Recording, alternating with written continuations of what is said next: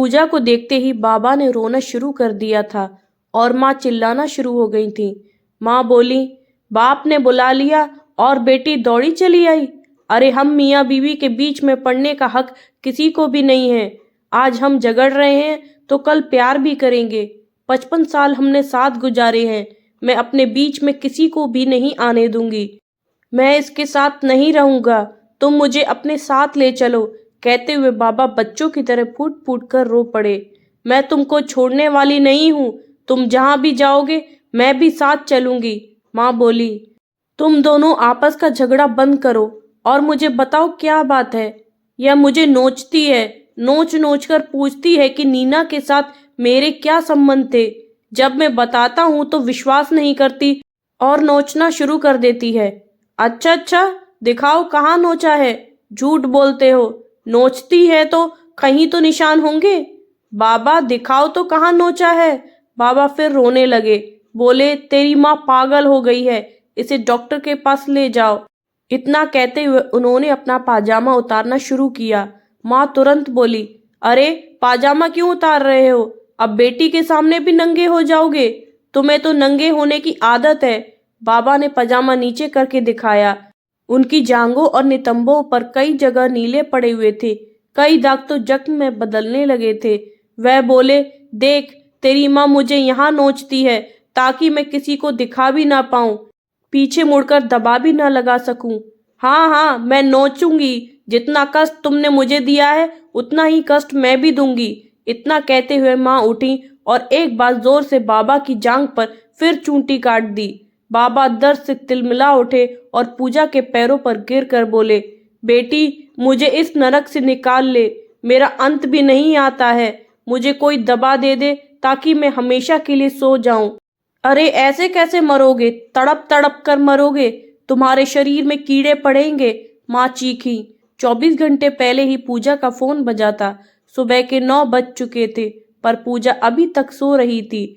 उसके सोने का समय सुबह 4 बजे से शुरू होता और फिर 9-10 बजे तक सोती रहती। पूजा के पति मोहन मर्चेंट नेवी में थे, इसलिए अधिकतर समय उसे अकेले ही बिताना पड़ता था। अकेले उसे बहुत डर लगता था, इसलिए सो नहीं पाती थी। सारी रात उसका टेलीविजन चलता था। उसे लगता था कि बाहर वालों को ऐसा लगना चाहिए कि इस घर में तो रात को भी रौनक रहती है। सुबह 4 बजे जब दूध की लारी बाहर सड़क पर आ जाती और लोगों की चहल पहल शुरू हो जाती तो वह टेलीविजन बंद करके नींद की आगोश में चली जाती थी। काम वाली बाई भी 11 बजे के बाद ही आकर घंटी बजाती थी। उसने फोन की घंटी सुनी तो भी वह उठने के मूड में नहीं थी। उसे लगा था कि यह आधी रात कौन उसे जगा रहा है। पर एक बार कट कर फिर घंटी बजनी शुरू हुई तो बजती ही चली गई। अब उसने फोन उठाया तो उधर से बाबा की आवाज सुनाई दी। हेलो मन्नू, तेरी माँ मुझे मारती है, कहकर उनके रोने की आवाज आनी शुरू हो गई। पूजा एकदम परेशान हो उठी। उसके पिता उसे प्यार से मन्नू ही बुलाते थे। 80 साल के पिता फोन पर उसे बता रहे थे कि 70 साल की उसकी माँ उन्हें मारती है। ये कैसे संभव हो सकता है? आप रो क्यों रहे हो? माँ कहाँ है? उन्हें फोन दो, मैं बाहर से बोल रहा हूँ। घर में उसके सामने मैं उसकी शिकायत नहीं कर सकता। इतना कहकर वह फिर रोने लगे थे। क्यों मारती हैं माँ? कहती हैं नीना राव से मेरा इश्क था। कौन नीना राव बाबा? वही हीरोइन जिसको मैंने प्रमोट किया था। पर इस बात को तो 40 साल हो गए होंगे। हाँ, 40 से भी ज्यादा। आज माँ को वह सब कैसे याद आ रहा है? मैं नहीं जानता। मुझे लगता है कि वह पागल हो गई है। मैं घर नहीं जाऊंगा। वह मुझे नोचती है, नोच नोच कर खून निकाल देती है। बाबा ने कहा और फिर रोने लगे। आप अभी तो घर जाओ, मैं माँ से बात करूंगी। नहीं, उससे कुछ मत पूछना, वह मुझे और मारेगी। अच्छा नहीं पूछूंगी, आप घर जाओ, नहीं तो वह परेशान हो जाएंगे। अच्छा जाता हूँ, पर तू आकर मुझे ले जा। मैं इसके साथ नहीं रह सकता। जल्दी ही आऊंगी। आप अभी तो घर जाओ। बाबा ने फोन रख दिया था। पूजा ने भी फोन रखा और अपनी शून्य हुई चेतना को वापस लाकर सोचना शुरू किया। पहला विचार यही आया कि माँ को पागल बनाने वाली यह नीना राव कौन थी और वह 40 साल पहले वाले जमाने में पहुंच गई। तब वह 12 साल की रही होगी और 7वीं कक्षा में पढ़ती होगी। तब उसके बाबा एक प्रसिद्ध फिल्मी पत्रिका के संपादक थे। बाबा और माँ का उठना बैठना लगातार फिल्मी हस्तियों के साथ ही होता था। दोनों लगातार सोशल लाइफ में ही व्यस्त रहते थे। अपने बच्चों के लिए भी उनके पास समय नहीं था। उनकी दादी माँ ही उन्हें पाल रही थी। रात भर पार्टियों में पीने के बाद दोनों जब घर लौटते तो आधी रात हो चुकी होती थी। सुबह जब पूजा और राजा स्कूल जाते तब वे दोनों गहरी नींद में होते थे। जब पूजा और राजा स्कूल से घर लौटते तो बाबा अपने काम से और माँ किटी और ताश पार्टी के लिए निकल चुकी होती। स्कूल में भी सबको पता था कि उसके पिता फिल्मी लोगों के साथ ही घूमते हैं, इसलिए जब भी कोई अफवाह किसी हीरो हीरोइन के बारे में उड़ती तो उसकी सहेलियां उसे घेर लेती थीं और पूछती, क्या सच में राजेंद्र कुमार तलाक लेकर मीना कुमारी से शादी कर रहा है? दूसरी पूछती, क्या देवानंद अभी भी सुरैया के घर के चक्कर लगाता है? तीसरी पूछती, सच बता, क्या तूने नूतन को देखा है? सुना है देखने में वह उतनी सुंदर नहीं है जितनी पर्दे पर दिखती है। ऐसे अनेक प्रश्नों का उत्तर पूजा के पास नहीं होता था, क्योंकि उसकी दादी माँ बच्चों को फिल्मी दुनिया की खबरों से दूर ही रखती थी। पर एक बार ऐसा जरूर हुआ जब माँ उसे अपने साथ ले गई थी। कार किनारे खड़ी करके उन्होंने कहा था, देखो उस घर जाओ, बाबा वहाँ हैं। तुम थोड़ी देर वहाँ बैठना और सुनना नीना और बाबा क्या बातें कर रहे हैं और कैसे बैठे हैं। वह पहला अवसर था जब वह किसी हीरोइन के घर जा रही थी। उसने अपनी फ्रॉक को ठीक किया, बालों को संवारा और कमरे के अंदर चली गई। उसने बस इतना सुना था कि कोई नई हीरोइन है और अगले ही महीने एक प्रसिद्ध हीरो के साथ एक फिल्म में आने वाली है। नमस्ते कहकर वह बैठ गई थी। बाबा ने पूछा था, कैसे आई हो? माँ कहाँ है? उसने उत्तर दिया था, माँ बाजार गई हैं, अभी थोड़ी देर में आ जाएंगी। बाबा ने बैठने का इशारा किया था और फिर नीना से बातें करने में व्यस्त हो गए थे। पूजा के कान खड़े थे। माँ ने कहा था कि सब बातें ध्यान से सुनना और फिर उसे यह भी देखना था कि बाबा और नीना कैसे बैठे हुए हैं। उसने ध्यान से देखा था कि नीना ने बहुत सुंदर स्कर्ट ब्लाउज पहना हुआ था और वह आराम से सोफे पर बैठी थी। उसके हाथ में एक सिगरेट थी जिसे वह थोड़ी थोड़ी देर में पी रही थी। बाबा पास ही एक कुर्सी पर बैठे थे और दोनों लगातार फिल्म पब्लिसिटी की बात कर रहे थे। किसी भी नए हीरो या हीरोइन को प्रमोट करने के काम के लिए बाबा को काफी रुपए मिलते थे और माँ को ऐसे धन की आदत पड़ गई थी। उनका जीवन ऐशो आराम से भरा था। आए दिन नए शहरों में जाना, 5 सितारा होटलों में रुकना, रंगीन पार्टियों का मजा लेना उनकी आदत में शुमार हो गया था। तब उन्होंने भी यह उड़ती सी खबर सुनी थी कि बाबा उस हीरोइन पर ज्यादा ही मेहरबान है, पर उसके द्वारा जो धन की वर्षा हो रही थी उसने माँ के दिमाग को बेकार बना दिया था। माँ को तो बस भरे हुए पर्स से मतलब था। जब माँ को तनाव होना चाहिए था तब तो कुछ नहीं हुआ, पर कुछ साल बीत जाने के बाद उन्होंने बाबा को कुरेदना शुरू किया था। वह कहती, अच्छा सच सच बताना, नीना को तुम प्यार करने लगे थे क्या? बाबा बोलते, तुम्हारा दिमाग खराब हो गया है? तुम्हें पता है कि पब्लिसिटी के लिए क्या क्या कहानियां बनानी पड़ती हैं? तुम तो लगातार मेरे साथ थी, फिर अब क्यों पूछ रही हो? अब तक बाबा का काम कम हो गया था। बाजार में और कई फिल्मी पत्रिकाएं आ चुकी थीं। जवान और चालक सेक्रेटरी हीरो हीरोइन को संभालने के लिए आ चुके थे। ऐसे में कभी कभी ही थोड़ा सा काम मिलता था। पैसे की भी काफी तंगी हो गई थी। जवानी में बाबा ने पैसा बचाया नहीं और अब पुरानी आदतें छूट नहीं पा रही थी, इसलिए माँ और बाबा में भी आपस में कहासुनी होने शुरू हो गई थी। अब तक पूजा विवाह योग्य हो चुकी थी और उसने अपना जीवन साथी स्वयं ही चुन लिया था। राजा भी काम की तलाश में अमेरिका पहुंच गया था।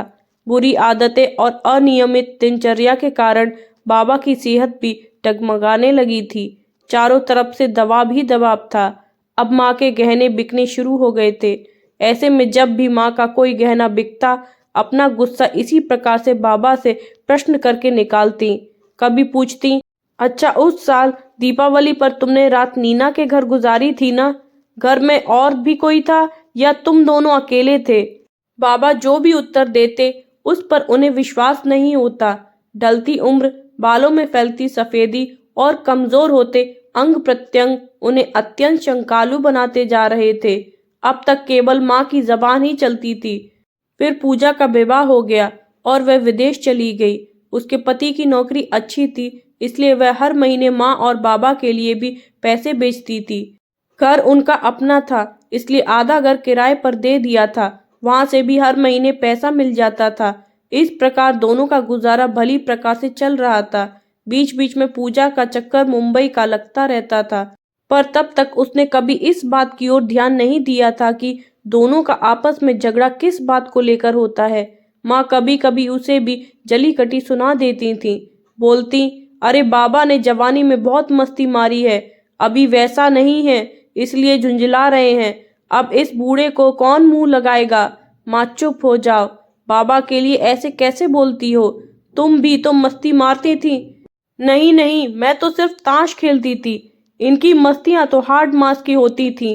पूजा डांट कर माँ को चुप करा देती थी। उसने तो दोनों को जवानी में मौज मस्ती करते ही देखा था। अगर दादी नहीं होती तो उन दोनों भाई बहनों का बचपन पता नहीं कैसा बीतता। कुछ सालों बाद पूजा भारत लौट आई थी। उसने अपने बच्चों की शिक्षा के लिए चेन्नई को चुना था। पूजा के पति साल में 2 ही बार छुट्टी पर चेन्नई आते थे। अब साल में 1 बार वह भी माँ बाबा को बुला लेती थी। 1 माह बिताने के बाद वे मुंबई लौट जाते थे। जितने दिन बेटी के पास रहते बहुत सुख सुविधा में रहते, पर उनकी जड़ें तो मुंबई में थीं, इसलिए उन्हें वहां लौटने की भी जल्दी होती थी। जितने दिन वे दोनों बेटी के पास होते उतने दिन उनमें झगड़ा नहीं होता था, पर पूजा ने देखा था कि माँ का व्यवहार थोड़ा अजीब होता जा रहा है। बाबा को दुखी देखकर उन्हें बहुत अच्छा लगता था। यदि बाबा को कोई चोट लग जाती तो वे तालियां बजाने लगती थीं।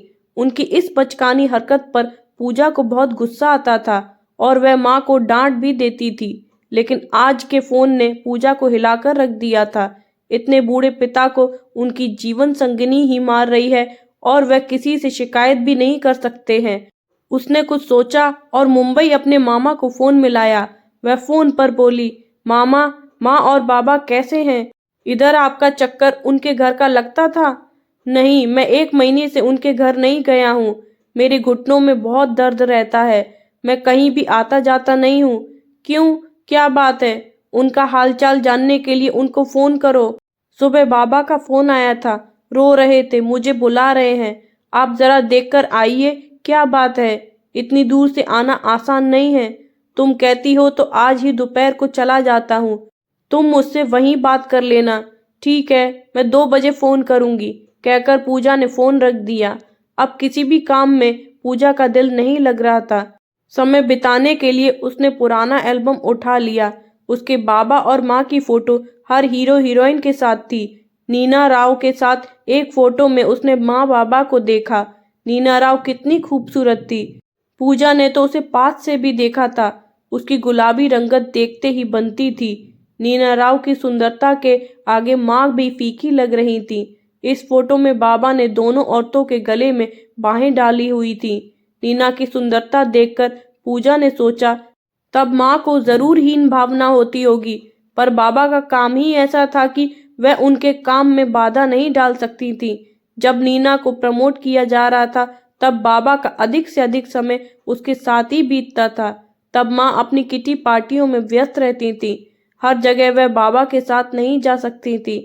तब का मन में दबाया हुआ आक्रोश अब मानसिक विकृति बनकर उजागर हो रहा था। वह कल्पना भी नहीं कर सकती थी कि मानसिक अवसाद कितना घिनौना रूप ले सकता है। 2 बजे ही पूजा ने मुंबई फोन मिलाया। मामा ने फोन उठाया और बोले, तुम जल्दी आ जाओ, यहाँ के हालत ठीक नहीं है। मैं तुम्हें फोन पर कुछ भी नहीं बता सकता हूँ। फोन रखते ही पूजा ने शाम की फ्लाइट पकड़ी और रात के 10 बजे तक घर पहुंच गई थी। उन दोनों की हालत देखकर पूजा भी रो पड़ी। अकेले वह दोनों को नहीं संभाल सकती थी। उसने अपने बड़े बेटे को फोन करके बेंगलोर से बुला लिया। उसने भी दोनों की हालत देखी और दुखी हो गया। दोनों माँ बेटे ने बहुत दिमाग लगाया और इस फैसले पर पहुंचे कि माँ और बाबा को अलग अलग रखा जाए।